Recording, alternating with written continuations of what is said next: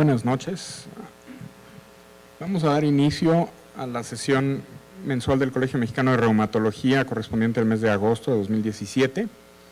Para ello le voy a ceder la palabra al doctor Leonardo Limón, quien va a leer el acta de la sesión previa. Gracias, buenas noches. Siendo las 20 horas del día 25 de julio del 2017, en la Ciudad de México, tuvo lugar la sesión mensual ordinaria del Colegio Mexicano de Reumatología, estando presentes socios y no socios, que se detallan en las listas de asistencia.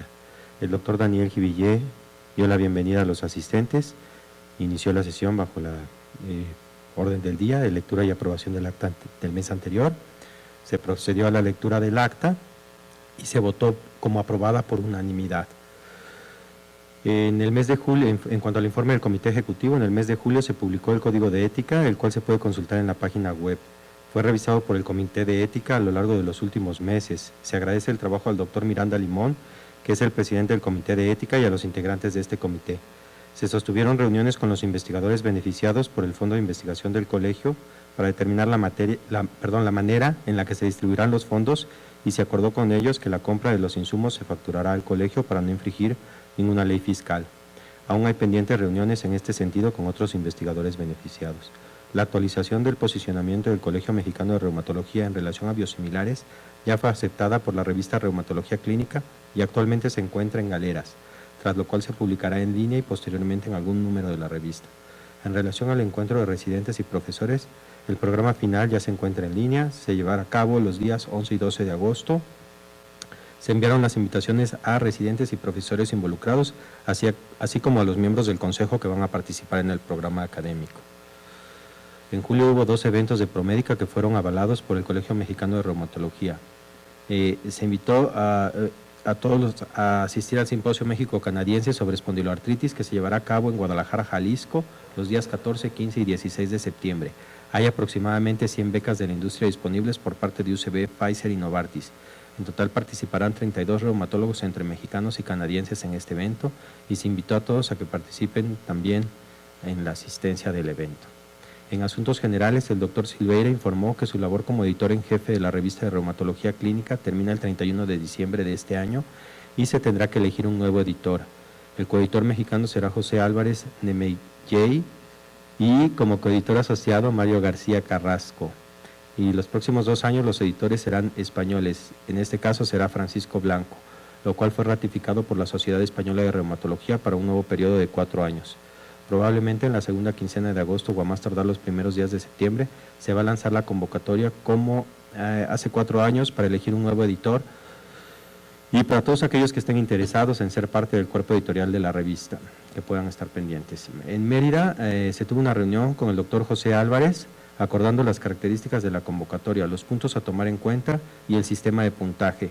Durante el Congreso de EULAR se tuvo una reunión con los editores españoles y después en la editorial del Sevier en Barcelona para tratar asuntos generales de la revista, y ahí se informó que el Sevier iniciará en breve a cobrar por acceder a la revista en línea. Aunque los editores han tratado de que esto no sea así, este es un proceso irreversible, y esto a pesar de que no parece conveniente mientras la revista no tenga un factor de impacto que sea cerrado el acceso. La editorial no consideró que esto fuera a impactar la obtención del factor de impacto, y en su momento todos los miembros del Colegio Mexicano de Reumatología y de la Sociedad Española de Reumatología obtendrán una clave para acceder gratuitamente a la revista. El doctor Givillé comentó en relación a las convocatorias que en agosto se lanzará la convocatoria para vicepresidente y tesorero suplente, así como para maestro de la reumatología. La intención es que las convocatorias permanezcan abiertas desde agosto hasta noviembre. Invitó a todos a que participaran en el proceso y cualquier miembro del colegio puede ser vicepresidente o tesorero suplente. Sin tener ya más asuntos generales, se dio inicio a la sesión académica, que fue coordinada por la doctora Ramos y el doctor Galarza, y se dio terminada la sesión a las 22 horas. Gracias. Si están de acuerdo con el acta, a favor de levantar la mano en señal de aprobación. Muchas gracias.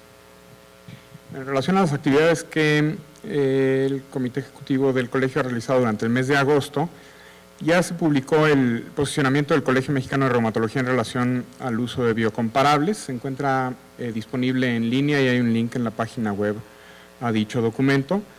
Les pedimos por favor que lo difundan entre su personal y los residentes en los centros formadores.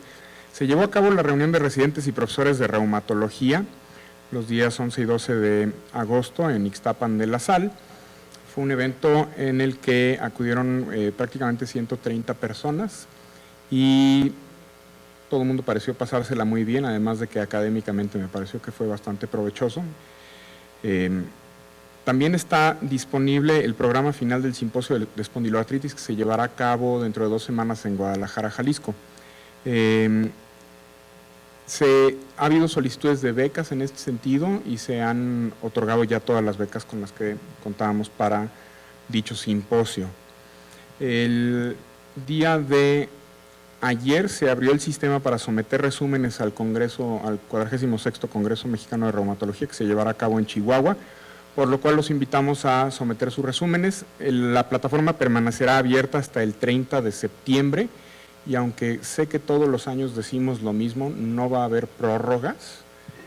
Lo más probable es que, como todo el mundo lo va a estar haciendo en los últimos días, tengamos que considerar una prórroga, pero es importante hacer mención que prorrogar el envío de los resúmenes nos impacta a nosotros porque los resúmenes tienen que irse a la revista y la revista tiene tiempos muy específicos para recibir el material, entonces sí les pedimos que por favor envíen sus resúmenes a tiempo de manera que no tengamos que prorrogar la apertura de la plataforma. Se están recibiendo solicitudes de beca al Congreso del American College of Rheumatology que se llevará a cabo en San Diego en noviembre. Hay un número limitado de becas para aquellos que tengan trabajos aceptados a dicho Congreso. Estamos considerando únicamente miembros colegiados, no residentes, para otorgarles beca. Y en este tenor, nada más decirles que hay un número, creo que ya lo dije, un número limitado de becas. Entonces es importante que en cuanto reciban el correo de aceptación, si están interesados en una beca, nos informen para poder gestionar la beca correspondiente. La solicitud de becas será hasta el 15 de septiembre. Se sigue trabajando en las guías de tratamiento de lupus eritematoso sistémico que el colegio desea publicar. Actualmente ya se ha recopilado el material de todos los grupos que participaron y se está integrando de manera que se pueda construir a partir de ahí un manuscrito. Entonces esta es una tarea relativamente laboriosa, pero la maestra Marcela Pérez nos ha estado ayudando con esto. Aún faltan algunos grupos que tienen que afinar los detalles de su contribución, pero esperamos que tengamos un manuscrito listo para finales del mes de septiembre. Asimismo, se llevó a cabo una reunión en Mérida del grupo que elaborará la actualización de las guías del colegio para el tratamiento de artritis reumatoide. Entonces, se revisó, en primera instancia se revisaron las preguntas que nos formulamos la vez anterior, en la actualización de 2014, para ver si había que hacer alguna modificación, quitar alguna pregunta o añadir alguna pregunta. Entonces, este esfuerzo lo está coordinando el doctor Mario Cardiel y esperamos tener por lo menos un borrador para el Congreso de Chihuahua. Se han completado ya las reuniones con los investigadores beneficiados por el fondo de investigación y se han elaborado los convenios, se está procediendo a la firma de los mismos. Entonces, en este sentido, consideramos que este proceso ha finalizado. La nueva convocatoria saldrá en enero. La convocatoria que sigue abierta y a la cual me gustaría invitar, bueno, antes de eso, en el mes de octubre se publicará el libro de texto para médicos de atención primaria, el libro de texto de reumatología para médicos de atención primaria, que el colegio, a través de la labor de el doctor Juan Manuel Miranda, el doctor César Arce y el doctor Francisco Javier Aceves, se ha llevado a cabo. Es un esfuerzo importante, ya se cuenta con las galeras del texto y esperamos contar con versiones tanto impresas como electrónicas en octubre. Y me gustaría mucho agradecer al doctor Miranda y a su equipo de trabajo el esfuerzo que hicieron en este sentido.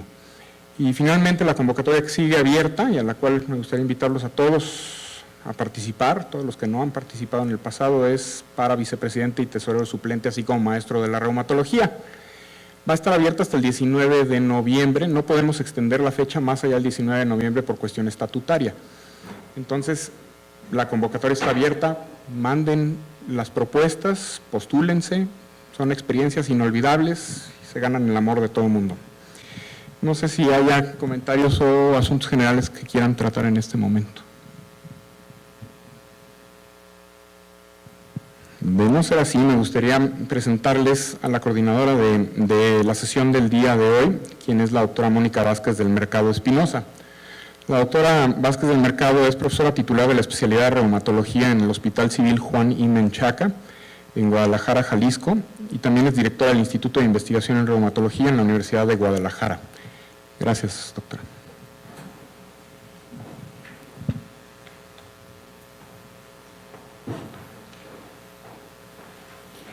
Bien, pues buenas noches a todos. Antes que nada, un agradecimiento muy sentido a la mesa directiva por la invitación que nos honran esta noche.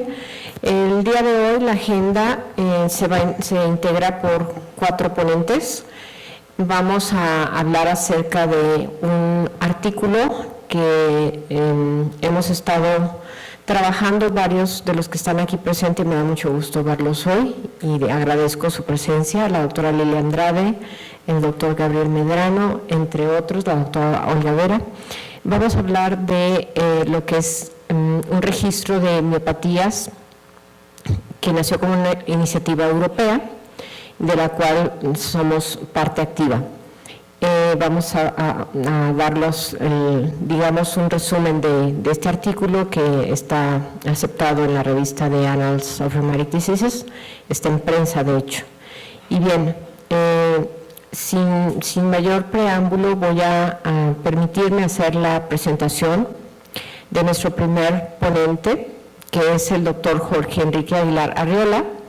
Él es profesor adjunto de la especialidad de reumatología en la sede del Hospital Dr. Juan I. Menchaca y es colaborador de este grupo de Euromayor Registry y nos va a dar la introducción al tema, nos va a hablar acerca de la plataforma en la cual, a pesar de los cambios que ha habido, pero bueno, fue el primer intento, ahora ya modificado y mucho más perfeccionado, para hacer todo este abordaje y estudio de estos pacientes con estas enfermedades tan importantes de estudiar. Adelante, doctor Jorge Enrique. Una recomendación es que después de que se escuchen las ponencias, al final sería bueno tener una sesión de preguntas y respuestas, si gustan anotar las dudas que tengan para que al final en un mismo sentido se hagan la interacción. Adelante.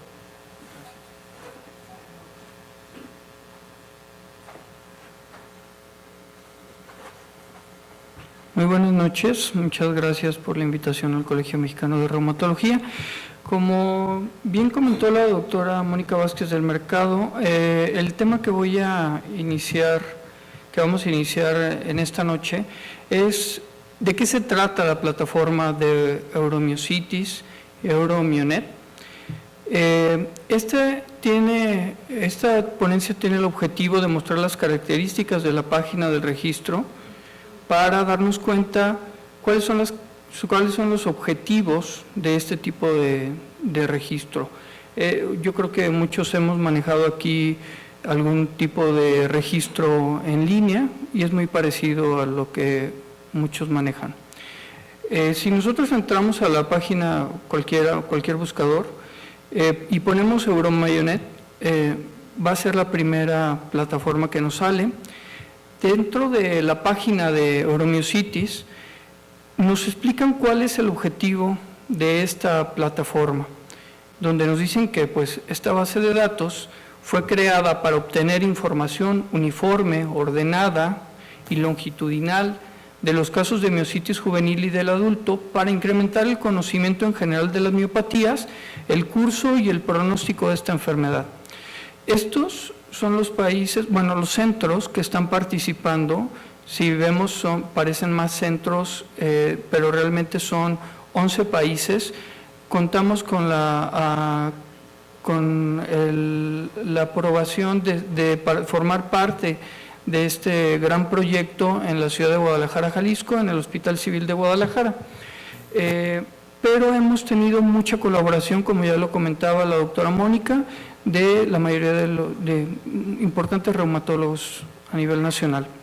Cuando nosotros entramos a ver la plataforma, nosotros podemos observar los pacientes que hemos registrado en nuestra base de datos, que eran 62, pero se reasignaron 2 más, entonces quedaron aproximadamente 60, 58, y podemos ver que el esfuerzo de cada uno de los colaboradores se ve reflejado también en la base de datos. Cada uno de ustedes que nos envían un paciente tiene el reconocimiento dentro de la base de datos y claro dentro del grupo de euromyositis. Nosotros al ingresar un paciente pues tenemos que meter datos importantes, datos demográficos y aparte datos de la evolución clínica de nuestro paciente. Son datos que ya están bien prediseñados, donde tenemos que ver cada una de las actividades del paciente en relación a polimiositis, dermatomiositis, conteo de la fuerza, escalas de actividad, MMT8, MMT24, algunas escalas de actividad un poco más complejos como el MITAX, como el MIOACT, que nos permiten tener información muy importante y muy completa de cada uno de nuestros pacientes. Aparte, si tienen algún estudio de laboratorio general como proteína C reactiva, BCG, difusión de monóxido de carbono, pues lo podemos estar cargando a la base de datos. Otra parte muy importante de esta base de datos son los autoanticuerpos. Los autoanticuerpos, primero tenemos que, bueno, este en especial es un paciente de segunda visita, en donde podemos observar que el paciente previamente en el 2003 había tenido positividad para algunos autoanticuerpos y aparte esto se está actualizando cada vez.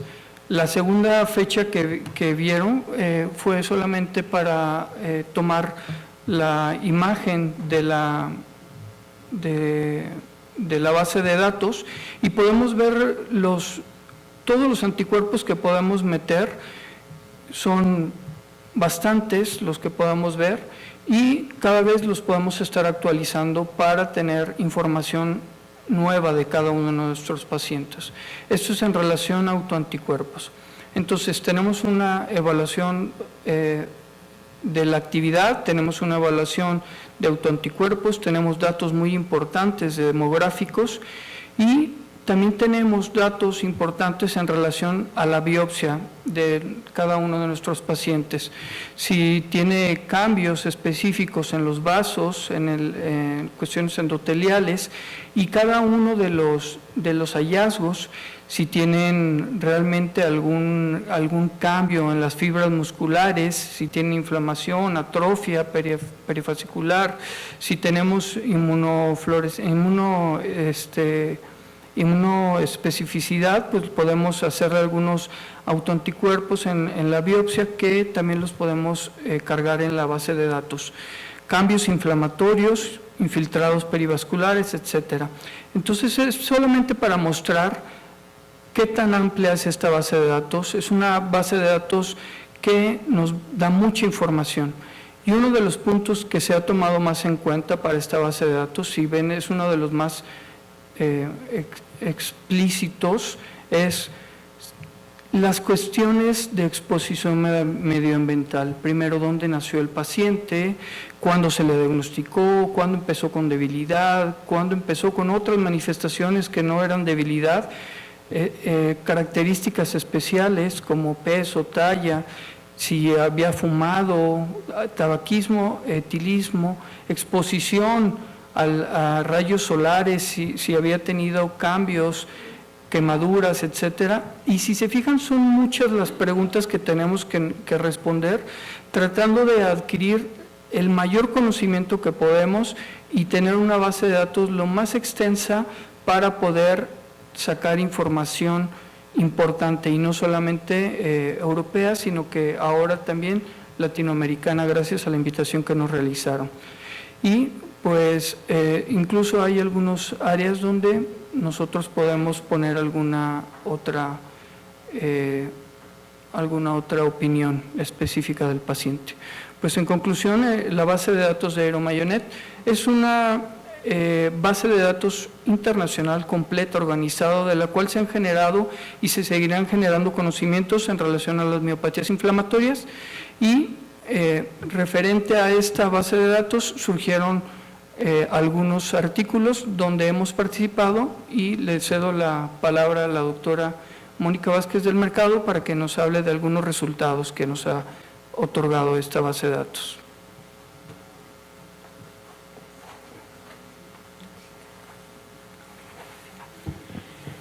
Bien, bueno, pues ahora me corresponde a mí el turno, y de una manera breve vamos a hablar de este artículo en especial que está por salir ya en línea.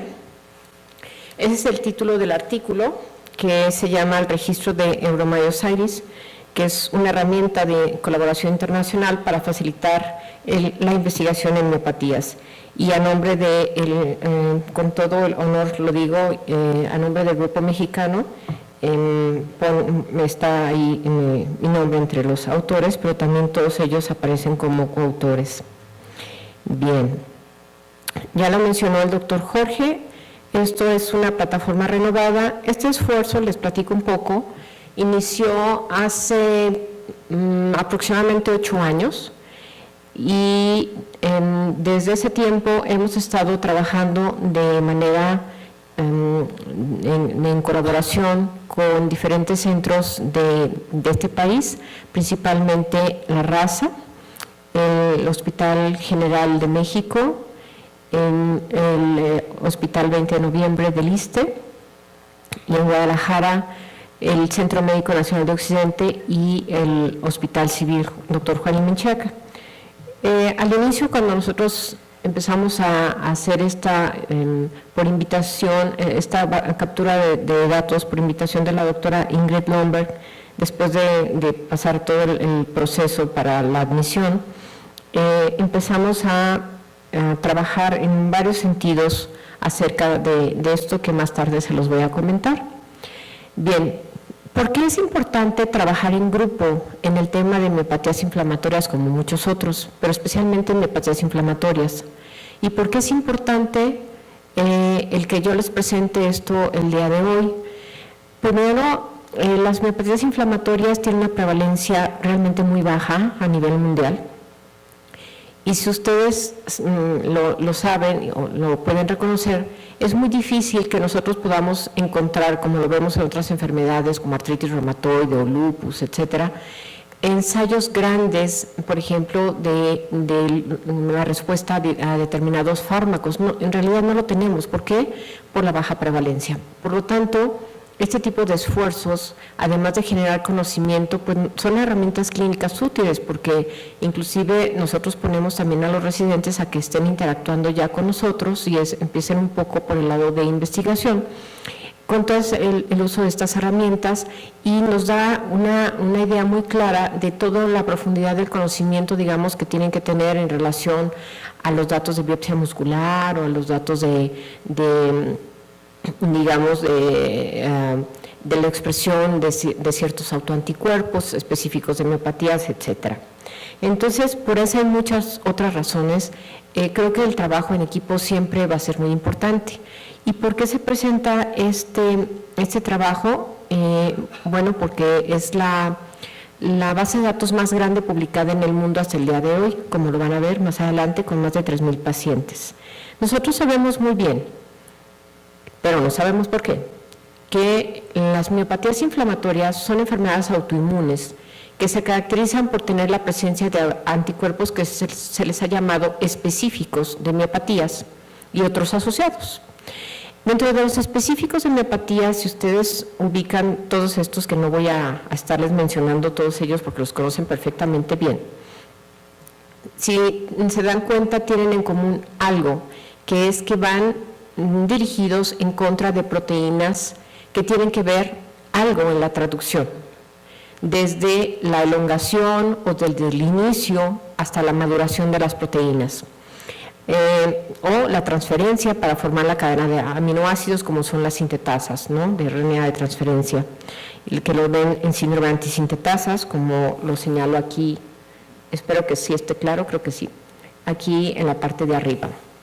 Esto simplemente es una mera introducción de cómo este esfuerzo ha logrado, por ejemplo, dilucidar que unas miopatías que le conocíamos como las miopatías asociadas a SRP, ¿no?, a Signal Recognition Particle, ahora están caracterizadas, digamos, como una miopatía necrotizante mediada por inmunidad, en la cual es importante la presencia de este anticuerpo que es en contra de la 3-hidroximetilglutaricoenzima reductasa, anteriormente conocido como miotoxicidad relacionada con el uso de estatinas. Esto es 1 a la 6, excepto la 5.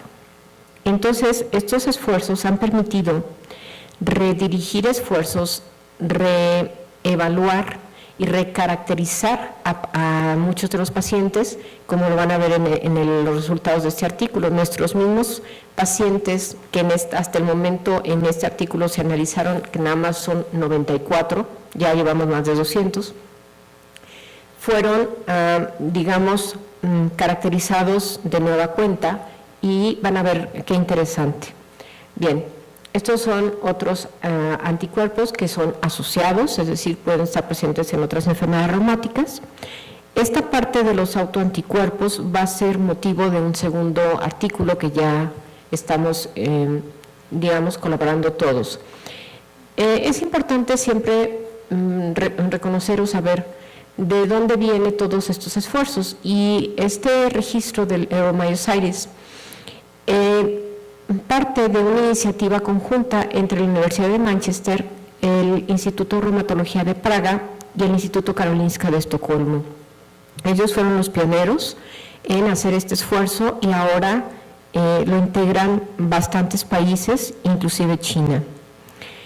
En este artículo, el título del artículo está aquí abajo, en prensa, se incluyeron en total, fíjense, 3.122 casos de pacientes con diferentes tipos de miopatía, como son las enfermedades reumáticas autoinmunes, casi el 70% mujeres.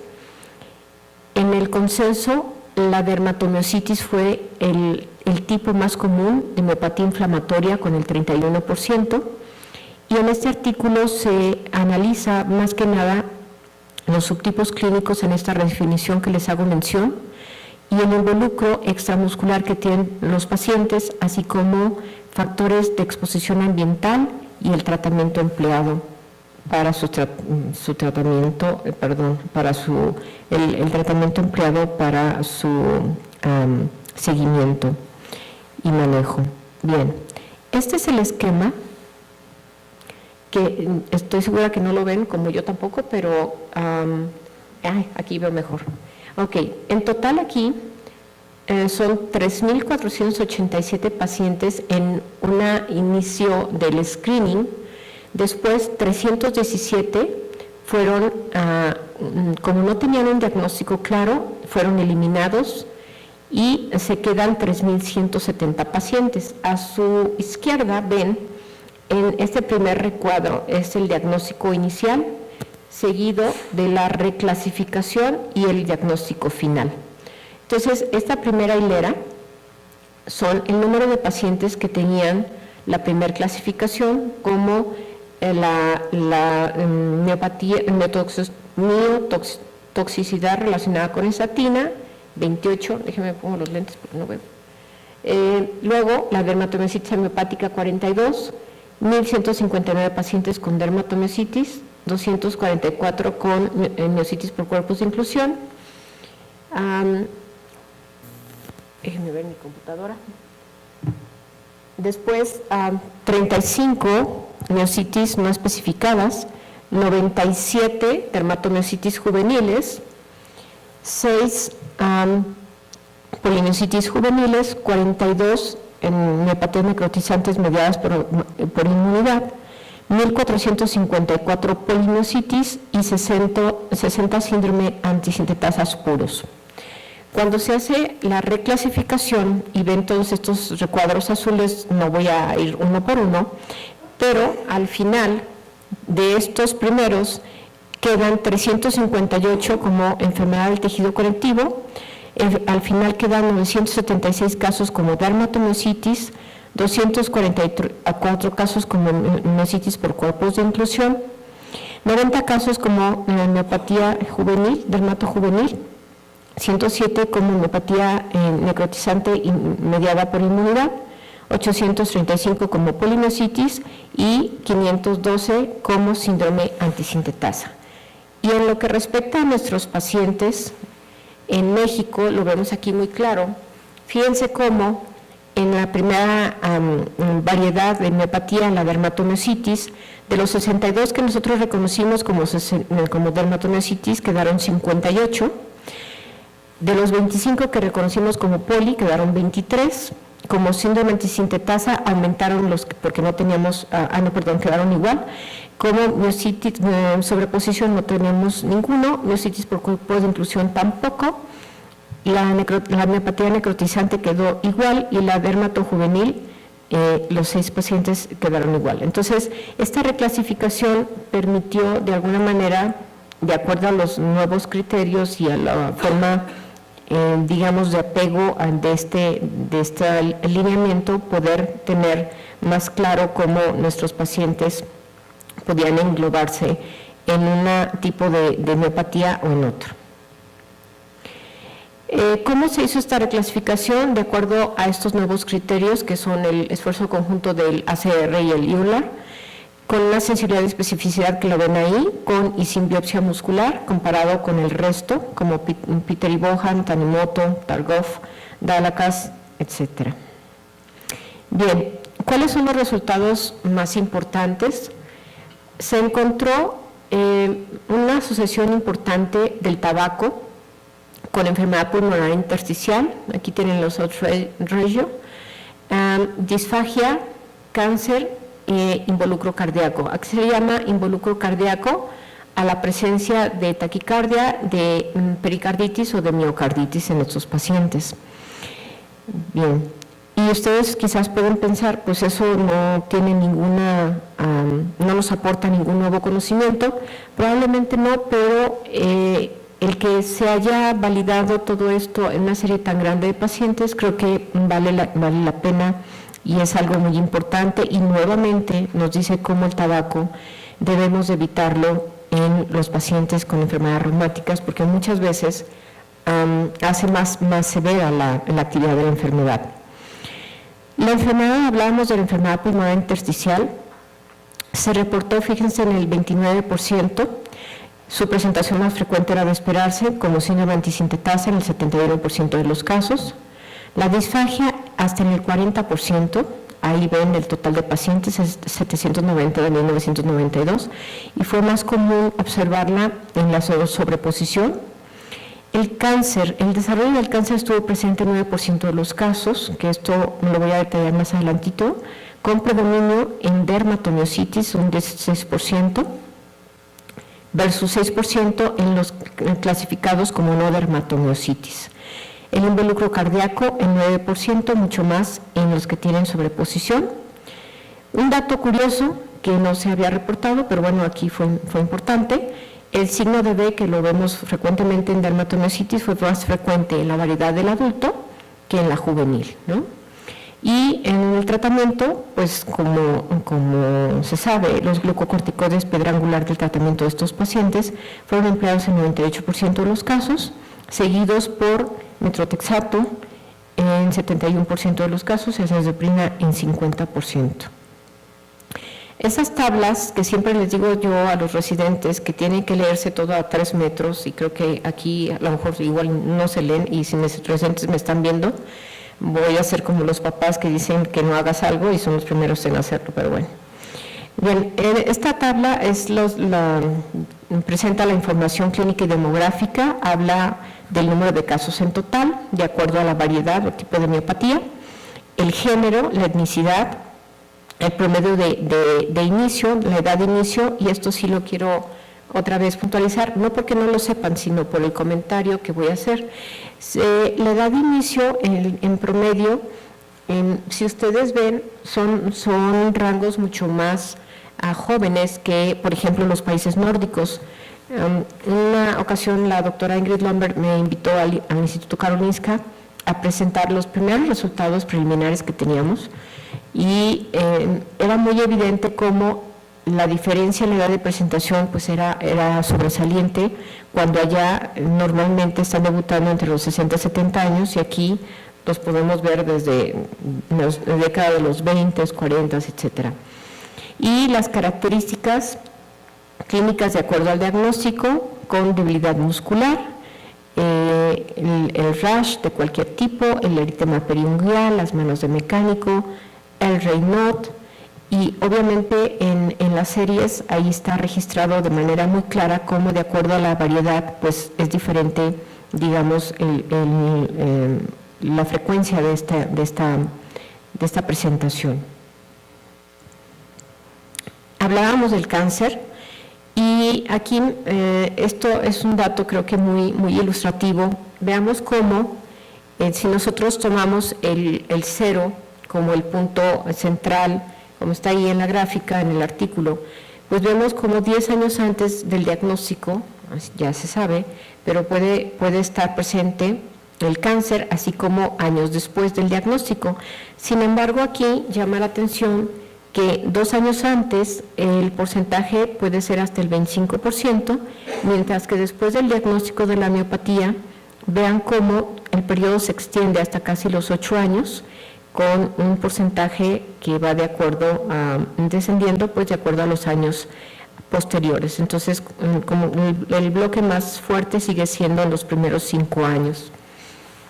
Bien, ¿y qué tipo de cáncer presentaban estos pacientes?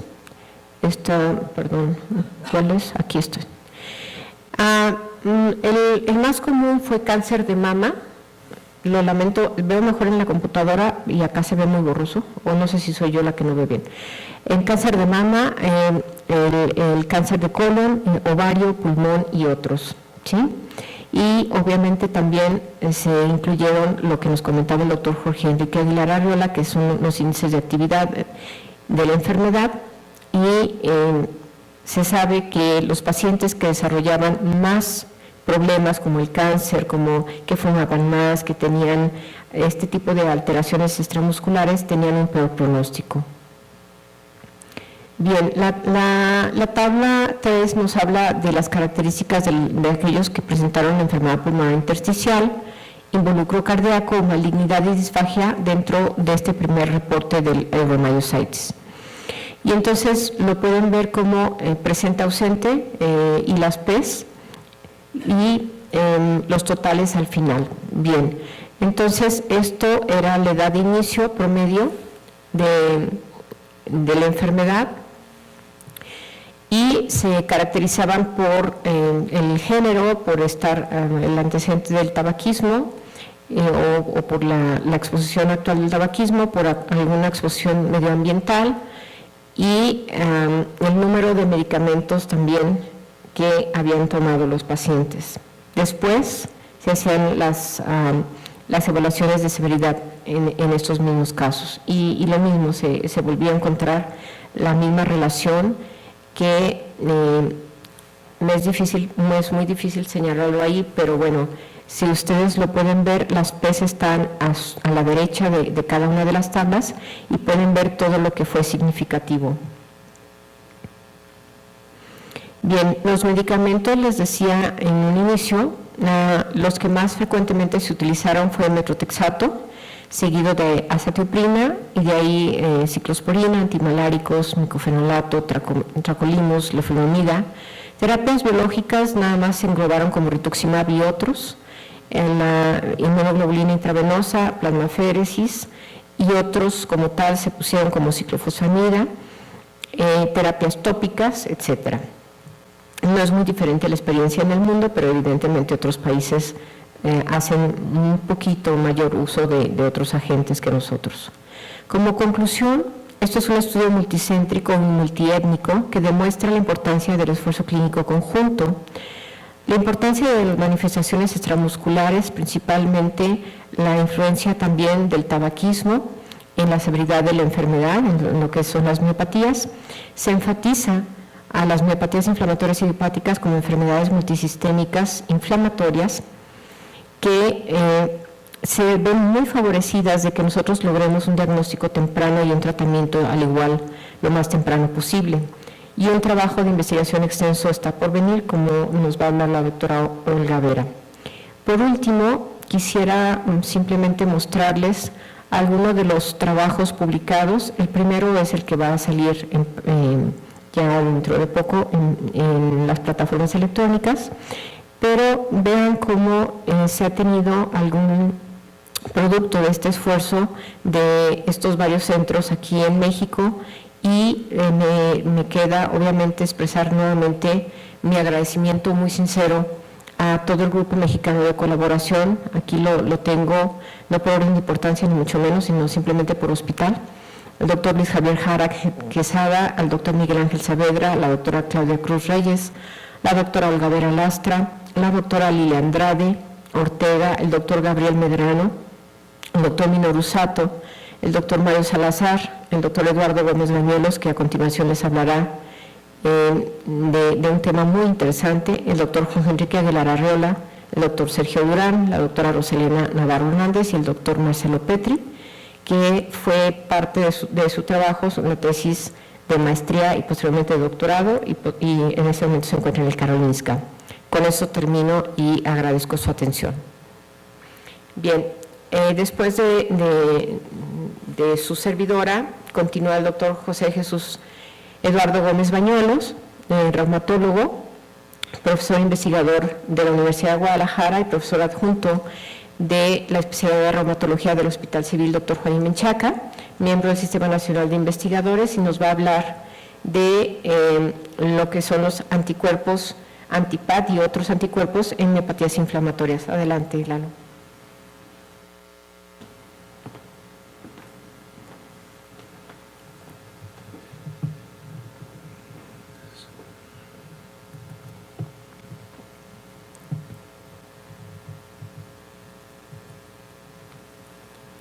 Hola, ¿qué tal? Buenas noches.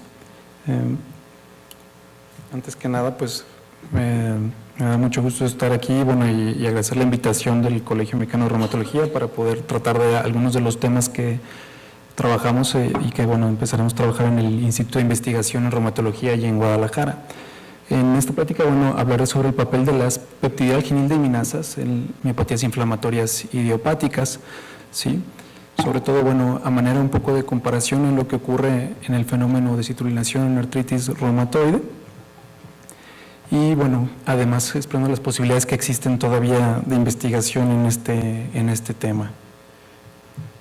Como sabemos, las miopatías inflamatorias idiopáticas corresponden a un grupo de enfermedades musculares que se caracterizan por una debilidad muscular progresiva que puede ser mayormente proximal, la presencia de manifestaciones extramusculares, como ya conocemos, la presencia como puede ser la neuropatía intersticial, la presencia de artritis en un gran porcentaje de pacientes y de manifestaciones cutáneas. Además, de sus característicos, infiltrados inflamatorios en tejido muscular por linfocitos T y macrófagos, y la presencia de autoanticuerpos hasta en un 90% de los pacientes. Con la combinación o las diferencias entre estas manifestaciones pues nos llevan a clasificar a los pacientes en diferentes síndromes clínicos. Además, además de los hallazgos clínicos y los hallazgos histopatológicos, sabemos que los autoanticuerpos en miopatías inflamatorias, particularmente, los específicos nos ayudan a predecir y, también pueden ayudar a definir algunos síndromes clínicos, ¿no? Tales como el síndrome antisintetasa, relacionado, principalmente a los anticuerpos anti-Jo1 y a otros anticuerpos antisintetasas, la miopatía necrotizante, como ya habló la doctora Mónica, que se caracteriza por una resistencia al tratamiento, la elevación de enzimas musculares, la dermatomiositis, relacionado a los antiamidosos en sus lesiones cutáneas características, una buena respuesta al tratamiento, otros anticuerpos, bueno, más relacionados con la presencia, bueno, de malignidad y algunas lesiones en particulares.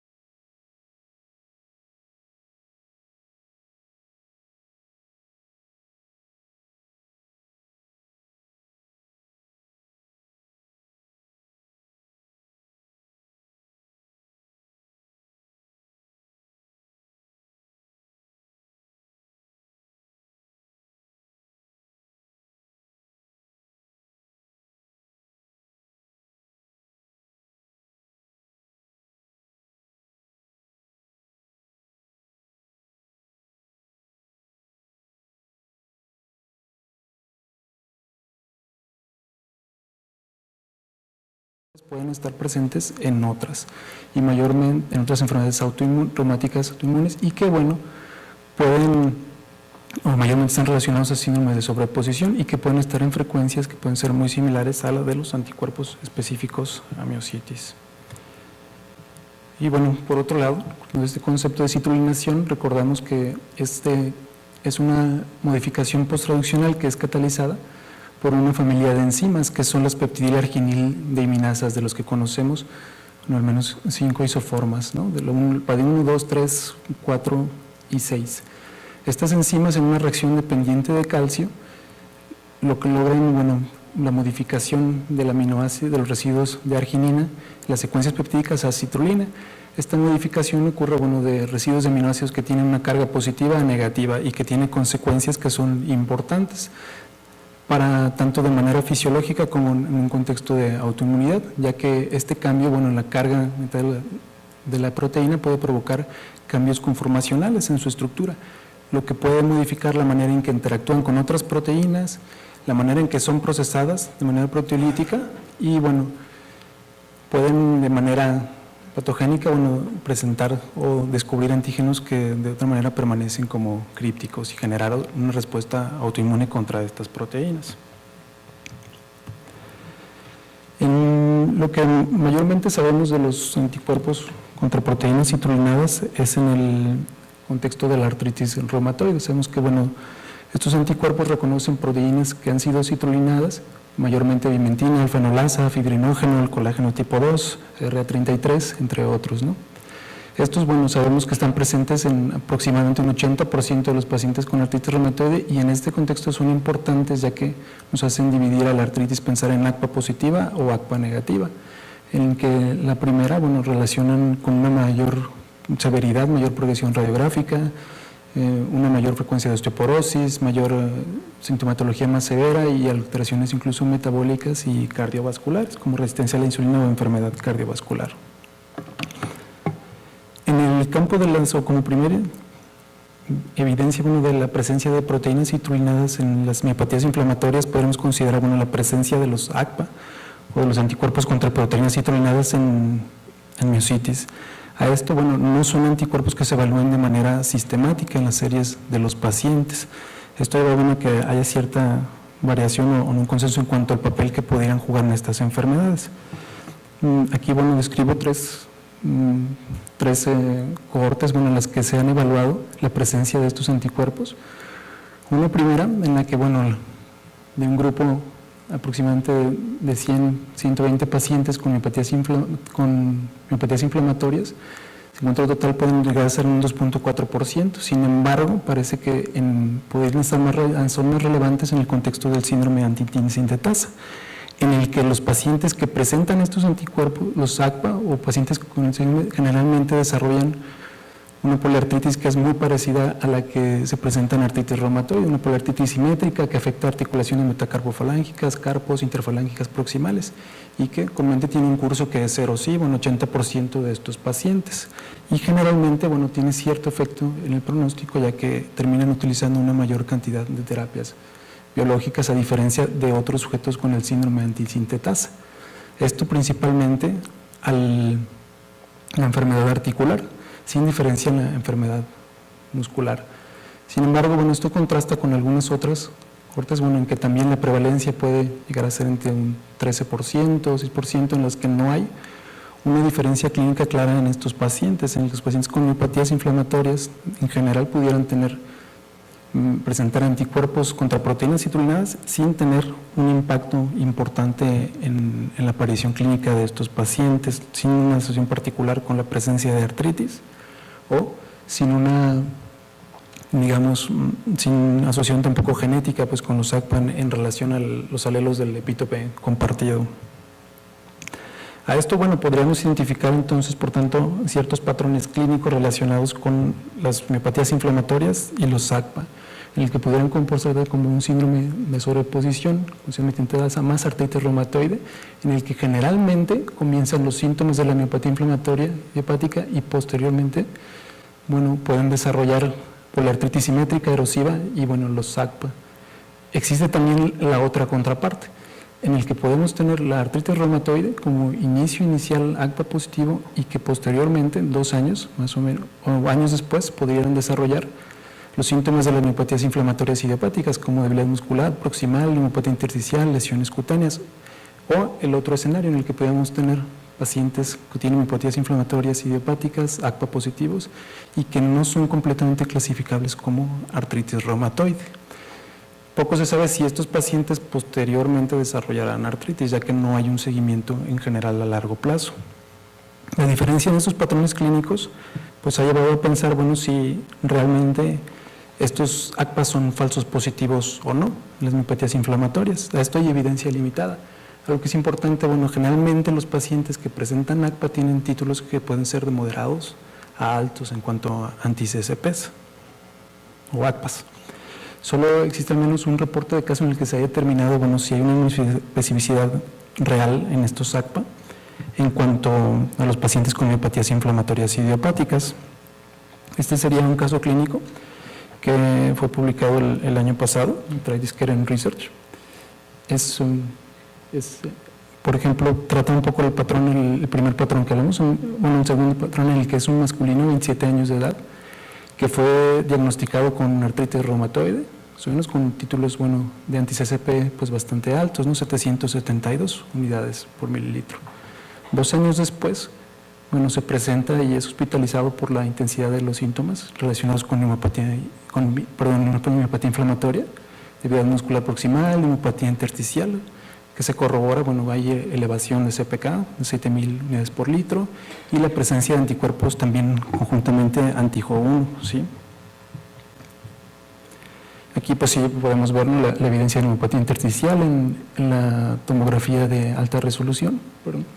Y en la biopsia, bueno, hallazgos que son característicos de polimiositis, ¿no?, en el que podemos encontrar un infiltrado inflamatorio caracterizado por células CD3, CD8 positivas que invaden, bueno, fibras necróticas, ¿no?, y un aumento en la expresión del complejo del MHC de clase 1, sí, también.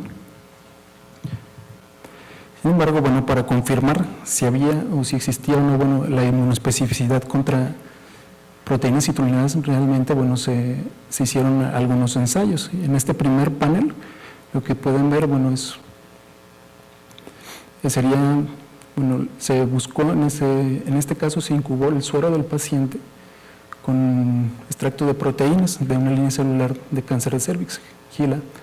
En el primer caso lo que veríamos, bueno, sería el suero no tratado y en el segundo el suero que fue expuesto a una reacción de citrulinización con PAD4 a 10 milimolar de calcio. Estas reacciones requieren concentraciones bastante altas de calcio. Aquí lo que podemos ver, bueno, en el primero, con el producto no citrulinado, se reconoce una proteína de 55 kilodaltones que corresponde al peso molecular, bueno, de la histidil terrenea sintetasa o Jo1, ¿no? Por otro lado, aquí vemos, bueno, entonces la reactividad del suero citrulinado y podemos ver que al menos se reconocen 1, 2, 3, 4, 5 reactividades distintas claramente. En este otro panel es el mismo experimento pero utilizando un suero de referencia que es anti-Jo1 positivo. Y vemos, bueno, que este suero de referencia reconoce mayormente la presencia del antígeno Jo1, pero no reconoce todos estos productos que son citrulinados, ¿sí? En este otro panel, lo que aquí es para poder identificar la reactividad de los ACPA, realmente la inmunoespecificidad, podríamos decirlo así. Se expusieron unos en cubo el suero a diferentes antígenos citrulinados, ¿sí? Aquí tenemos que entonces el suero reconoce la actina citrulinada, la enolasa citrulinada, la vimentina citrulinada, bueno, y en este caso no hubo reactividad contra las proteínas de choque térmico, que comúnmente en artritis reumatoide, bueno, están relacionadas con neuropatía intersticial. Algo que es muy interesante también es que el suero reconocía a la PAD4, ¿sí? Después de la reacción de citrulinación también, que mayormente esos anticuerpos se consideran bastante específicos solamente, bueno, en el contexto de artritis reumatoide. Por lo que podemos ver, bueno, que al menos existe alguna evidencia, bueno, de que los ACPA en los pacientes con miopatías inflamatorias realmente son verdaderos ACPA, no corresponden tanto a un falso positivo, aunque, bueno, haría falta replicar los resultados en un mayor grupo de pacientes realmente. ¿Cómo es que estos ACPA pudieron llegar a ser presentes en los pacientes con miopatías inflamatorias? Eso puede ser una pregunta. Uno de los, digamos, paradigmas que son comunes en el campo de la autoinmunidad, pues es la expresión de antígenos que de cierta manera permanecen crípticos y que son expuestos posteriormente en condiciones patológicas, ¿no? Y que, bueno, posteriormente pues podría generarse una respuesta autoinmune contra ellos. En uno de los problemas, bueno, en los pacientes con miopatías inflamatorias idiopáticas es que en general existe una mayor expresión de los antígenos relacionados con anticuerpos relacionados con específicos o asociados a miositis en tejido muscular, que puede estar presente, bueno, sobre todo en las fibras musculares que se encuentran en regeneración. Esto pues ocurre con el antígeno, con el Mi2, con las sintetasas, con TIF1 gamma, ¿sí? Incluso esta expresión estar presente incluso en las células que están necróticas, ¿sí? Sí, en esta línea, bueno, existe evidencia de que hay un aumento o presencia de proteínas citrulinadas en el músculo de los pacientes con polimiositis, ¿sí? Son resultados, bueno, de un estudio en el que el objetivo principal no era buscar proteínas citrulinadas en el músculo de estos pacientes, sino más bien evaluar la presencia de proteínas citrulinadas en tejidos en diferentes condiciones inflamatorias, mediante, bueno, inmunohistoquímica, utilizando anticuerpos que detectan a la citrulina modificada. Esto permite detectar a la mayoría de las proteínas que contengan los residuos de citrulina, sin importar la secuencia de aminoácidos que esté alrededor de estos residuos. Entonces, lo que podemos ver aquí, bueno, aunque se incluyen biopsias de pocos pacientes, podemos ver que en comparación con la sinovial reumatoide, el músculo de polimiositis, el 100% de las muestras presentan alguna señal de algunas proteínas citrulinadas. Por otro lado, ellos utilizaron un score semicuantitativo para poder evaluar la severidad o la intensidad de la reacción o de citrulinación en el tejido. Y vemos que, bueno, en el sinovial reumatoide esta puede ser muy similar o incluso parece aquí mayor en el músculo de pacientes con polimiositis. Esta sería una imagen de estas inmunohistoquímicas, ¿sí? En el que el músculo de los pacientes con polimiositis, bueno, podemos encontrar cada una de estas señales, bueno, la presencia de proteínas citrulinadas, que bien pueden estar dentro de la fibra muscular, bueno, o también en el espacio perimicial. Por otro lado, vemos aquí pues que en músculo sano no se encuentra para nada esta señal, ¿sí? Por tanto, bueno, la estimulación parcial no es un evento fisiológico dentro del músculo sano, al menos en este ni grado de intensidad. Sin embargo, bueno, la identidad de estas proteínas citrulinadas y el patrón que siguen no se conoce actualmente, no ha habido algún seguimiento en relación a este tipo de resultados. Es importante, bueno, haciendo un poco la comparación sobre los mecanismos que pudieran llevar al desarrollo de estas proteínas citrulinadas en el músculo. En artritis reumatoide, bueno, se ha definido este patrón de hipercitrulinación, en el que en líquido sinovial de pacientes, utilizando esta misma técnica, se pueden observar que hay una gran cantidad de proteínas que son citrulinadas. Esto es en líquido sinovial. Y este es un patrón que parece, bueno, solo es reproducible con algunos estímulos que provocan poros en las membranas celulares, como la ionomicina. El neutrófilo activado con ionomicina sería uno de los modelos más estándares para poder evaluar este patrón. Este patrón, como decía, solo es reproducible con algunos mecanismos, con otros que pueden favorecer la ruptura de la membrana celular, como la perforina y el complemento, sobre todo el depósito del complejo de ataque a la membrana, que pueden reproducir un patrón de hipercitrulinación parecido al que observamos en líquido sinovial. Y otro más reciente, el inducido por leucotoxina A, también que puede inducir esta toxina de Aggregatinobacter acetinomyces convitans, que es una bacteria que se encuentra presente en el caso de enfermedad periodontal en artritis reumatoide, puede inducir también este patrón de hipercitrulinación. Como posibles mecanismos, podemos pensar que estos mecanismos se encuentran presentes en la etiopatogenia de la miopatía inflamatoria, con algunos cambios en el que en el músculo la isoforma mayormente expresada de PAI es la PAD2, y también podríamos considerar al menos un daño mediado por complemento, en el que esto ya no es información nueva, en el que desde aproximadamente 1980 por ahí se conoce que hay depósito del complejo de ataque de membrana, tanto en la distribución perivascular como en las fibras necróticas en los pacientes con miopatías inflamatorias, o la vía mediada por perforina y granzima, ya que gran parte del infiltrado inflamatorio de los pacientes con miopatías inflamatorias, para el caso de poliomielitis de linfocitos TCD8 y tóxicos, y en ambos casos corresponden a células que son linfocitos TCD28 null, que para el caso de los linfocitos TCD4 es importante, ya que son células que pueden ganar capacidad citotóxica una vez que pierden el receptor CD28 a través de la ganancia de receptores activadores de células NK. En cambio,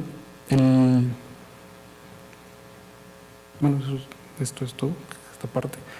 Si estas proteínas citrulinadas tienen o no un efecto patológico relevante en la patogenia en la miopatía inflamatoria hepática, no se conoce. Podemos traspolar un poco algo de lo que se conoce en la citrulinación en miofilamentos del músculo cardíaco. Este es un pequeño estudio en el que evaluaron muestras que provenían de pacientes con insuficiencia cardíaca, ¿sí?, de músculo cardíaco. Se evaluó el citrulinoma, si así lo decía, de los miocitos por medio de espectrometría de masas, en el que podemos ver aquí que al menos se encuentran 61 proteínas que pueden estar citrulinadas en el contexto de insuficiencia cardíaca. En podemos ver que hay proteínas que incluyen tanto la mayoría de la mitocondria, proteínas sarcoméricas, del citoplasma y del núcleo, ¿sí? Después de hacer algunas pruebas bioquímicas para evaluar la interacción de las proteínas sarcoméricas, los autores concluyen con un modelo en el que la citrulinación de las proteínas, tanto de la tropomiosina, de la miosina, de los filamentos de actina, puede cambiar la conformación y la unión entre estas, evitando, por ejemplo, que la miosina pueda tener sus sitios de unión activos con los filamentos de actina, y esto dificultar o disminuir la fuerza contráctil de la fibra muscular. Por tanto, no se conoce completamente cuáles son los mecanismos que llevan a la debilidad de miositis, pero sin embargo se le ha dado un papel importante a los mecanismos no inmunológicos, en el que el aumento de la expresión de moléculas de methiciclina puede desencadenar el estrés del retículo plasmático, donde tanto la oxidación de proteínas mitocondriales puede provocar su disfunción, desacoplamiento de la cadena respiratoria o de la cadena de electrones, y provocar una menor producción de ATP. Asimismo, la oxidación o las otras modificaciones posttraduccionales que puede haber, como la nitrosilación y oxidación de las proteínas sarcoméricas, también podría afectar la manera en que interactúan para generar la contractilidad muscular. Por tanto, podemos pensar que en algún momento la citrulinación pudiera participar como uno de estos mecanismos no inmunológicos dentro de la debilidad muscular en pacientes con miopatías inflamatorias idiopáticas. Ahora, comparando un poco lo que ocurre con artritis reumatoide, es también algo muy conocido que los síntomas musculares son comunes en artritis, ¿no? La debilidad muscular, la reducción de la masa muscular, las sarcopenias son eventos que están muy presentes, sobre todo en pacientes con actividad, ¿sí? O con actividad o enfermedad prolongada. Este daño muscular, bueno, se han atribuido diferentes mecanismos, desde el efecto de las citocinas proinflamatorias, como el factor de necrosis tumoral alfa, la presencia de miositis, realmente vasculitis, o el efecto de algunos de los fármacos involucrados en el tratamiento, ¿sí? De la artritis. No es tampoco, a pesar de que es muy frecuente este daño muscular, tampoco es una actitud que se haga de manera sistemática en el abordaje del paciente con artritis reumatoide, ¿sí? Existen también pocas series que evalúan realmente de manera sistemática el daño muscular, ¿sí? Esta es una de las que son un poco esta serie es en el Clínic de Barcelona. En esta, bueno, la prevalencia se buscó de manera sistemática en una serie de pacientes con artritis de la presencia de síntomas musculares y se llegó incluso al diagnóstico histológico. De este, bueno, encontraron que 351 pacientes, 21, podían llegar a tener afectación muscular. De estos, vaya, la mayoría, bueno, tenían alguna causa que pudiera haber sido, pues, tratable, ¿no? Dermatomiositis en 2 casos, polimiositis, la presencia de infiltrados linfocíticos, poliarteritis nodosa, miopatía por glucocorticoides y por cloroquina, ¿no? Menormente en los casos. Sin embargo, existe otra cohorte que se va actualizando de manera, digamos, periódica. Es una serie de Rumania. En este caso ellos encontraron también de manera sistemática una prevalencia de un 7.8% de una entidad que, bueno, ellos consideran como una miopatía reumatoide, en la que no se clasifican completamente como una miopatía inflamatoria idiopática debido a algunas diferencias clínicas. Estos sujetos, bueno, pacientes, pueden presentar o no tanto la vida muscular, pero sí tener elevaciones discretas de la CPK, que pueden ser 1.5 veces o normales. De otras enzimas pueden ser normales, la DHL, y la electromiografía puede tener datos, aunque no completos, de un patrón miopático, ¿no? Con potenciales de acción pequeños, polifásicos, corta duración, pero sin actividad a la inserción. En este sentido, hay un infiltrado inflamatorio que puede ser muy similar al que ocurre en las miopatías inflamatorias, aunque con una intensidad menor, generalmente leve, moderado, sin datos de necrosis, sin datos de destrucción de la pared vascular, con distribuciones que pudieran algunos parecer el patrón que vemos en dermatomiositis, algunos otros en polimiositis, con células CD4 positivas de memoria o con linfocitos, bueno, CD8 con invasión en fibras no necróticas. Y bueno, tras este comportamiento, bueno, podríamos nosotros concluir que, bueno, aunque hay, bueno, proteínas citrulinadas en el músculo esquelético, los pacientes con miopatías inflamatorias, bueno, no hay oportunidad bastante, bueno, en pensar en que estas proteínas podrían ser reconocidas por ACPA circulantes. No es claro, bueno, si pueden ser el inicio de una respuesta autoinmune contra el músculo, y bueno, podrían también participar en la patogenia de la vida muscular de las miopatías inflamatorias a manera, bueno, de mecanismos no inmunológicos. Bueno, eso sería en parte. Muchas gracias.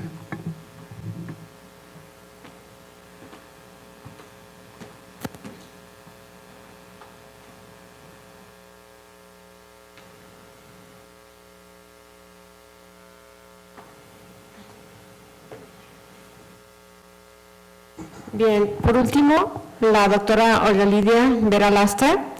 Ella, pues todos ustedes la conocen, es profesor titular de Medicina Interna en el Hospital de la Raza, miembro del Sistema Nacional de Investigadores y obviamente forma parte de este grupo de colaboradores y nos va a hablar del futuro de la investigación en miopatías inflamatorias.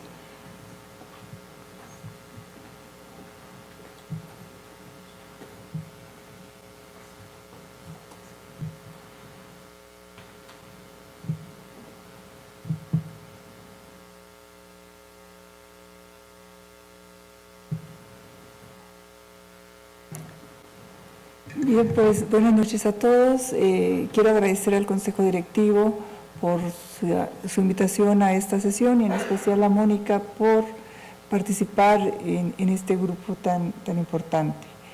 Bien, yo les voy a hablar de algunos aspectos del futuro de la investigación en las miopatías inflamatorias.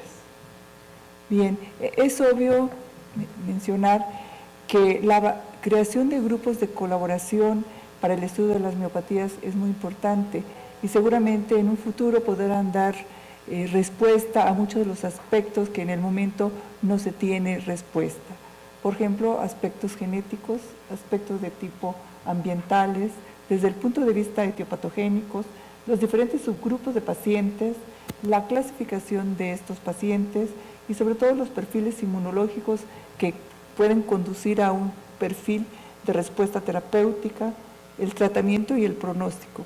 ¿Qué hace que realmente estos pacientes sean tan diferentes? ¿Qué hace que un paciente que tenga polimiositis, una clase funcional 2-3, pueda llegar a una clase funcional 4 con elevaciones de enzimas muy elevadas, con hospitalizaciones prolongadas de hasta 4 meses? Eso seguramente pues tiene algún patrón de autoanticuerpos que la hace diferente con respecto al otro grupo. Bien, ya se han mencionado los objetivos de este grupo de investigación de euromiositis, en donde uno de los objetivos principales es el desarrollo de proyectos de colaboración, en donde se va a tratar de estratificar a los pacientes con miopatías inflamatorias, identificar nuevos subgrupos de pacientes para tratar de identificar el pronóstico y la respuesta terapéutica de estos pacientes. Obviamente existen avances importantes, muchos de ellos obtenidos de estudios de grupos previos a nivel de genética. Sabemos que existe una fuerte relación entre los aspectos genéticos y el fenotipo serológico de estas enfermedades, y que finalmente nos va a dar un subgrupo clínico muy importante. Seguramente con este grupo de estudio de euromiositis se podrá determinar en un futuro o se podrá discernir si existe un genotipo en particular que nos va a permitir decidir el pronóstico y la respuesta terapéutica de estos pacientes. Bueno, como todos sabemos, este grupo de enfermedades llamadas también raras o dentro del grupo de las huérfanas, pues va a tener mucha afección sistémica. Son enfermedades autoinmunes en donde el músculo obviamente está afectado en forma preponderante, pero también otros órganos como la piel, el músculo, el corazón y otros órganos como son la afección de los músculos orofaciales. Y que todo este grupo de manifestaciones clínicas pues conducen a una alta morbilidad y a una alta mortalidad. Muchas veces considerábamos que tener una dermatomiositis o una polimiositis pues tenían un buen pronóstico, pero no, esos pacientes llegan a fallecer. Y obviamente muchos de estos pacientes pues van a requerir estrategias terapéuticas nuevas que no responden al tratamiento habitual con esteroides como piedra angular del tratamiento de estas enfermedades. Actualmente pues se sabe que algunos pueden responder a tratamientos con terapia de tipo biológica como rituximab y nuevas terapias que se están ensayando. Obviamente, a través de estos grupos de estudios se pueden determinar los diferentes subgrupos de las miopatías inflamatorias. Ya se mencionó previamente los grupos de las dermatomiositis, miopatía por sobreposición, por cuerpos de inclusión, y las miopatías necrosantes mediadas desde el punto de vista inmunológico. Actualmente, pues, uno de los factores principales pues, es la asociación con las estatinas. Actualmente todo el mundo pues, toma estatina y que tanto están teniendo un papel en la producción de esta enfermedad o algo parecido. Obviamente que muchos de esos subgrupos no predicen la respuesta al tratamiento o el pronóstico que tienen estas miopatías inflamatorias. Obviamente esto habla de que existe un mecanismo patogénico molecular diferente en cada uno de estos subgrupos. A raíz de la detección de estos autoanticuerpos específicos de miositis, que todo el mundo ya lo sabemos porque fueron descritos algunos desde hace unos 30 años, recordábamos que existían como 8 subtipos de anticuerpos antisintetasa. Actualmente pues existen más de 15 que se muestran aquí en esta diapositiva. Vemos en la parte inferior los anticuerpos SRP, que básicamente están asociados con problema de tipo muscular, con una afección muscular muy grave. Pero también hasta el recuadro de hasta abajo tenemos al grupo de los antisintetasa encabezados por los JO1 y básicamente con mucha traducción desde el punto de vista muscular, y los Mi2 que van a dar una manifestación de tipo dermatomiositis clásica, pero existen otros más que tenemos que familiarizarnos con ellos, como son los anti-TIF relacionados, ya se mencionó anteriormente, con cáncer, los MDA asociados a afección del pulmón en una forma rápidamente progresiva y con poca afección pulmonar, o los SRP asociados con la miopatía mediada desde el punto de vista inmunológico. Bueno, aquí esto ya se mencionó previamente, les muestro la prevalencia de esos anticuerpos específicos para miositis. Encabeza la prevalencia pues los JO, seguidos de los PL5, PL12, hasta tenemos acá los anti-Mi como prototipo de la dermatomiositis clásica, los TIF y los MDA, asociada a la forma grave de neumopatía de tipo intersticial. Aquí les quiero mostrar estos anticuerpos anti-TIF, porque muchas veces realmente nosotros estamos muy preocupados de los pacientes con dermatomiositis y el desarrollo de cáncer. Obviamente no tenemos a nuestra disposición estos biomarcadores, pero seguramente en un futuro se puedan tener con mayor accesibilidad. Así tenemos pues que si a un paciente con una dermatomiositis tenemos la zozobra de que si le va a dar cáncer o no le va a dar cáncer, a pesar de que estemos haciendo los estudios de protocolo, la presencia de estos anticuerpos pudieran orientarnos a que si en un futuro el paciente va a desarrollar algún tipo de cáncer en la esfera ginecológica principalmente.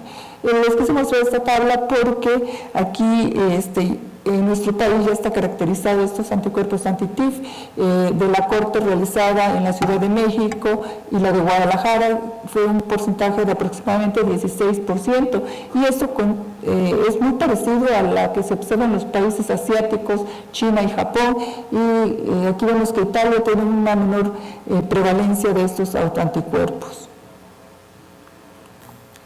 Bien, esos anticuerpos anti-TIF pues realmente son muy interesantes por la asociación al cáncer. Sin embargo, no existen estudios con una gran base de datos, son algunas pequeño número de pacientes en donde se ha encontrado esta asociación con el cáncer.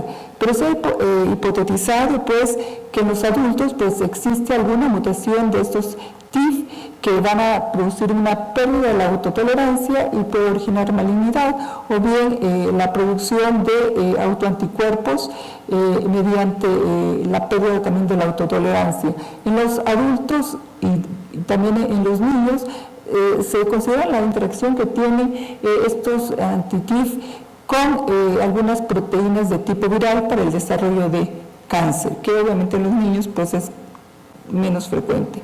Nada más aquí como ejemplo los prototipos de estos marcadores, en donde tenemos los anti-JO con polimiositis y el típico síndrome antisintetasa, los Mi2 con las manifestaciones típicas de una dermatopolimiositis o una dermatomiositis. Así pues, nada más recordar y hacer hincapié de que estos nuevos marcadores se pueden asociar a un mal pronóstico. Así tenemos los anti-MDA, que están asociados a la neumopatía intersticial, gran afección de la piel, y los anti-TIF1, ya mencionamos su relación con el cáncer, y los anti-SRP y anti-hidroximetilglutariel coenzimado relacionados a gran debilidad muscular y también a muy mal pronóstico. De tal manera que la identificación de estos anticuerpos específicos de miositis, catalogados como biomarcadores de diferentes subgrupos de pacientes, pues van a tener una amplia expresión en diferentes órganos. Y por lo tanto va a ser una nueva forma de tratar de subclasificar a estos pacientes.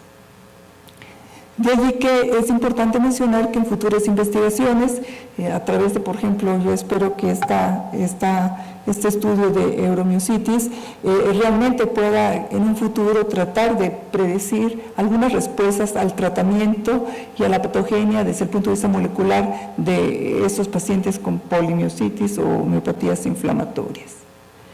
Así pues, podemos decir que la adición de estos nuevos autoanticuerpos a la práctica clínica sería altamente deseable, podrá ayudar a tener un diagnóstico pues, oportuno, en forma precisa, y obviamente esto redundar en una mejor atención y calidad de la atención de estos pacientes. Con relación al tratamiento, pues se espera que también se puedan unificar las estrategias terapéuticas. Recordar que ya se mencionó previamente que no existen grandes bases de datos para ensayar diversos esquemas terapéuticos. Lo que se hace con esos pacientes pues es emular a lo que se hace con otras enfermedades reumáticas autoinmunes. Pero sabemos que hay pacientes que son resistentes a estos tratamientos, bueno, entonces se da las terapias biológicas, pero también hay pacientes que son resistentes a estas terapias como rituximab. Bueno, entonces se tendrán que realizar protocolos para ensayar algunas otras terapias de tipo biológico. Bueno, esto es por más mencionar que esos estudios colaborativos a nivel internacional son clave, muy importante para la comprensión y resultados serológicos de esos subgrupos clínicos de estos pacientes y bueno, tratar de entender a fondo qué pasa con estas enfermedades huérfanas. Ejemplo de ello pues es la colaboración internacional que ya previamente se han hecho en otros campos como el de la inmunogenética, que han tratado de encontrar algunos genes relacionados a esta enfermedad. Y bueno, en el futuro también se espera que en este estudio de euromiositis se puedan caracterizar las diferentes tipos de razas y cómo están influenciando en el pronóstico y respuesta terapéutica de nuestros pacientes.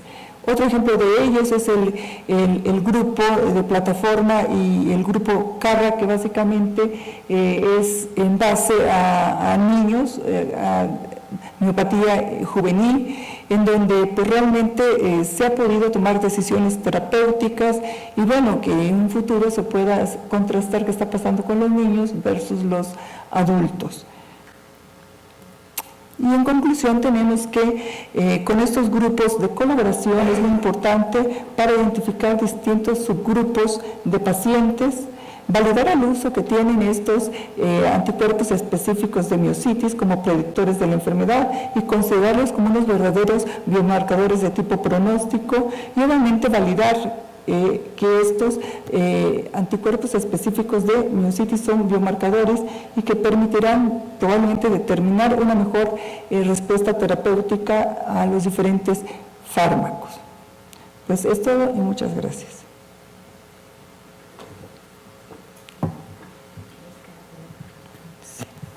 Sí, bien, pues si les pido a los ponentes si pueden pasar acá a la mesa, por favor.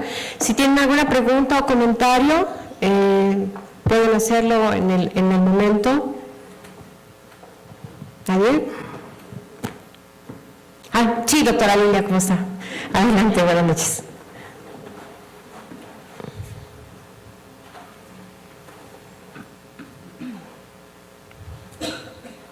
Muy buenas noches. Pues ante todo felicitarlos. Creo que para todos, pero sobre todo para quienes estamos enamorados de las miopatías inflamatorias, esta ha sido una sesión muy actual, muy interesante y sobre todo muy optimista, porque durante muchos años, cuando nos invitaban en cualquier foro a dar una plática sobre miopatías inflamatorias, siempre empezábamos diciendo, son enfermedades muy raras y no existen estudios extensos que comparen poblaciones importantes. Y estamos viendo por primera vez un estudio en el cual, independientemente del número de pacientes, tenemos en la misma evaluación pacientes de diferentes etnias, zonas geográficas, que nos van a permitir hacer comparaciones directas y que rompen paradigmas como aquello del que la polimiositis era el subtipo más frecuente, por ejemplo, a pesar de que la representación de latinos es pequeña, cambia totalmente el concepto. Y la pregunta sería respecto y en general a toda la mesa, ¿cómo piensan que se va a continuar modificando la clasificación de este grupo de enfermedades conforme cada vez sabemos más de este subgrupo de miositis que son necrosantes, donde el componente inflamatorio ya no es tan importante, donde ya tenemos anticuerpos como es el SRP, la miopatía por cuerpos de inclusión, etcétera, y que además sí tienen claramente un pronóstico totalmente diferente? En ese sentido, yo creo que el grupo del Karolinska y, por ejemplo, los grupos de Barcelona tienen un enfoque diferente y cada vez se reconocen más. ¿Qué piensan en este sentido? No sé si alguien de ustedes quiera comentar algo.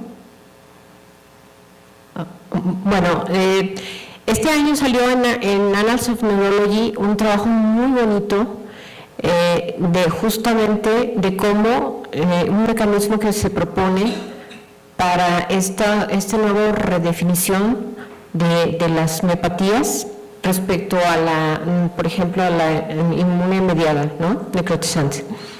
Y entonces lo que hicieron básicamente fue cultivo de neoblastos, hicieron diferentes técnicas y en resumen lo que ellos caracterizan es la coparticipación de los anti-SRP y de los anti-hidroximetilglutaryl en la interacción con genes que se le llaman atrogenes, entonces como el TRIM63, ¿no? Y resulta que estos son los que inducen la atrofia de fibras, inclusive necrosis, mediado por mecanismos dependientes de interleucina 4 e interleucina 13. Yo creo que este tipo de estudios, aunado a estos esfuerzos bien dirigidos hacia la patogenia, yo creo que van a ser de gran ayuda para poder dar un sentido como esto que estaba comentando el doctor Eduardo Gómez Bañuelos de los PAD, por ejemplo, ¿no?, de la participación. Todos sabemos que todas las proteínas se citrulinan, por ejemplo, ¿no?, pero no siempre va a ser un efecto patogénico. Pero cuando sí, cuando no, o sea, cuando es un epifenómeno, cuando sí es daño a órgano blanco, entonces, o puede ser patogénico. Yo creo que mi opinión estaría un poco en relación a este tema. No sé si alguien quiere comentar algo más. Tú mencionabas que ¿qué pasará? Y yo creo que conforme van avanzando los conocimientos, se van a ir agregando nuevos subgrupos, porque por ejemplo de los anticuerpos específicos de miositis, pues anteriormente teníamos 8 y era lo que nos aprendíamos, ahorita van más de 15 y se seguirán agregando más nuevos factores ambientales. Por ejemplo, anteriormente pues todo el mundo dábamos estatinas, no lo asociábamos directamente a una miopatía necrosante de muy mal pronóstico, pues sabemos que la frecuencia de dolor muscular o miopatía es más o menos hasta un 20-30%. Entonces yo creo que sí se van a ir identificando sobre todo subgrupos de pacientes asociados con estos nuevos autoanticuerpos específicos de miositis.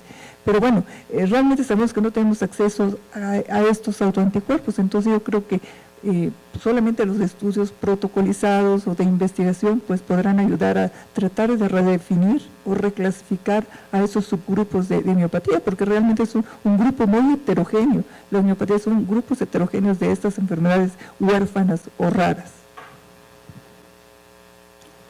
Sí, doctora Virginia Pascual, adelante.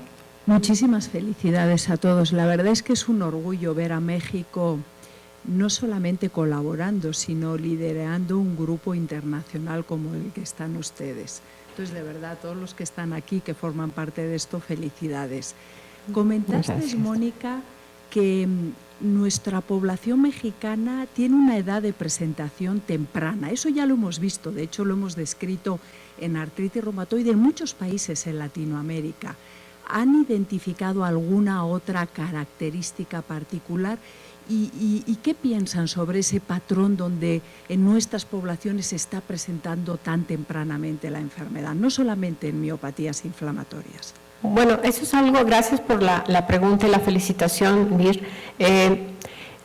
Eso es algo que no describimos nosotros como grupo, pero que creemos que es fundamental y que es un fenómeno que se viene repitiendo. Y es que entre más cercanos estás a la zona ecuatorial, parece ser que la radiación ultravioleta, así como hace relocalización de antígenos como el RO y favorece la apoptosis de células de queratinocitos, descrito de hecho por el grupo de Casiola Rosen y Felipe Andrade, de Johns Hopkins, así también puede hacer que el complejo NUT se active, ¿no? Que es un complejo nucleosomal de activación de acetilasas. Entonces, con esto se abre la hebra de DNA, se permite la replicación de ciertos genes de manera más temprana y pudiera ser, es una hipótesis, que esto pudiera explicar de alguna manera el que tengamos edades de presentación más temprana, porque se ve muy marcado cómo la zona nórdica cerca de los polos y la zona que está muy cerca del Ecuador tiene una presentación totalmente diferente. Eso es el evento que de hecho lo describió Loria Love, la esposa del doctor Frederick Miller, en los años 90. Ella empezó a mapear a Estados Unidos y en respecto a casos de dermatohipolinusitis y por primera vez documenta cómo la radiación ultravioleta, a medida que descendían hacia las zonas más bajas de Estados Unidos, digamos, la prevalencia era mayor, pero también el índice ultravioleta. Entonces, esto es algo que creo que sí está pasando y evidentemente la contaminación. Que nosotros en el artículo que publicamos en el 2013, que fue el primero, en Arthritis Research and Therapy, ahí realmente lo que hicimos fue, digamos, contratar al, ¿cómo se llama esta cosa de meteorología? No, los meteorólogos de Guadalajara y de México, pero, ay, Dios mío, fue todo una pachanga porque resultaba que semanas y meses teníamos más contaminación en Guadalajara que aquí, total. No pudimos tener una conclusión real, pero sí lo hicimos, ¿no? Entonces, pues, esa parte no se pudo meter, pero sí se hizo. Bien, yo creo que una de las cuestiones muy valorables para este estudio es la N de pacientes, situación que ayuda a detectar pequeños cambios. Yo creo que esa es una de las cuestiones fuertes de este proyecto. Sin embargo, algo muy importante, me llama la atención la diferencia en la incidencia de las presentaciones entre los grupos de los noreuropeos contra el grupo de las poblaciones latinoamericanas, en donde evidentemente son más jóvenes, algo que ya se comentó. Pero al respecto, tal vez lo interesante es la baja prevalencia de neoplasias, incluyendo al grupo total. Potencialmente entonces el estudio longitudinal ayudará a identificar qué es lo que está pasando, si realmente las características genéticas de los europeos realmente están asociados a mayor relación a neoplasias contra lo que son los grupos latinoamericanos. Y en este caso, tal vez específicamente el perfil de los autoanticuerpos puede estar marcando diferencias. Sí estamos realizando autoanticuerpos, de hecho nos están ayudando el laboratorio de Susana Baena para hacer lo que son los perfiles de autoanticuerpos en los pacientes, de hecho al menos en el grupo de nosotros. Sí, también con nosotros. Muy bien, sí, muchas gracias, doctor Gabriel Medrano. No sé si hay algún otro comentario, pregunta. Sí, doctora Sandra. Hay una pregunta de vía web y dice, ¿se evaluaron hallazgos de capilaroscopía en el grupo de Euromayonet? No que yo sepa, no está en la base. Es algo interesante, sobre todo por lo dermato, ¿no? Quizás podría ser una contribución a considerar importante, sí. Gracias. No sé, ¿hay algún otro comentario? Si no es así, pues una vez más agradecer a la mesa directiva, en especial al doctor Gibilé, por su invitación, su amable invitación, a todos ustedes por su amable atención. Muchas gracias.